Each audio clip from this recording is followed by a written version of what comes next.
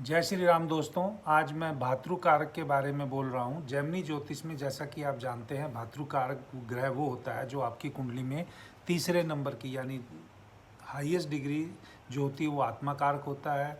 Second highest degree Amatya कारक होगा और थर्ड डिग्री जिसकी भी प्लेनेट की होगी वो भातृ कारक होगा। तो आज इस आपकी कुंडली में मान लीजिए गुरु ग्रह को हम भातृ कारक मान लेते हैं। गुरु ग्रह को हम बेसिकली विजडम, नॉलेज, डिवाइन या गाइडेंस का कारक मानते हैं। और वैदिक ज्योतिष में लड़की की कुंडली में गुरु ग्रह को उसके पति का कारक भी मानते हैं।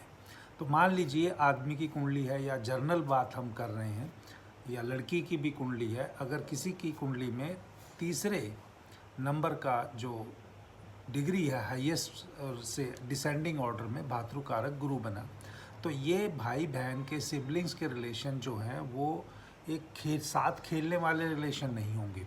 एक गुरु की तरह जैसे डिस्टेंस रहता है गुरु शिष्य में, तो इस तरह का डिफरेंस रहेगा।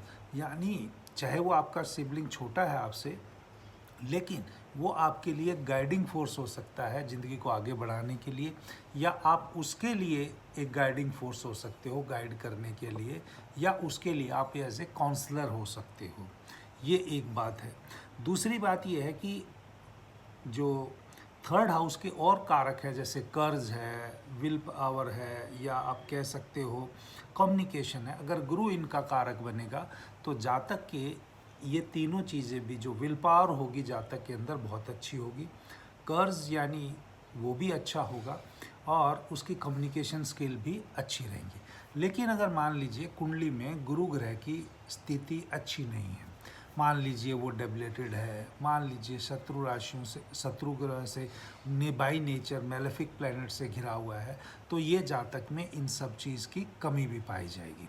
और वैसे भी जो वैदिक एस्ट्रोलॉजी में है, गुरु ग्रह को थर्ड हाउस का अगर उसका सिग्निफिकेटर मिल जाए या थर्ड हाउस में बैठा हो तो उसके लिए वो मरण कारण स्थान हो जाता है। वो क्यों हो जाता है वो बाद का विषय है, लेकिन यहाँ पर जो है गुरु ग्रह का भातृ कारक बनने से रिजल्ट्स जो होंगे वो थोड़े से अच्छे नहीं रहेंगे।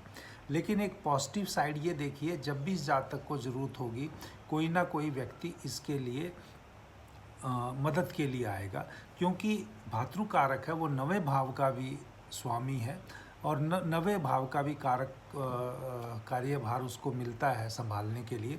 तो उसके पिताजी हो सकते हैं उसके लिए बहुत सारी सुख सुविधाएं या और चीज़ें उसके लिए छोड़ के जाएं, तो इसलिए ऐसे जातक को अपने पिताजी और गुरु की हमें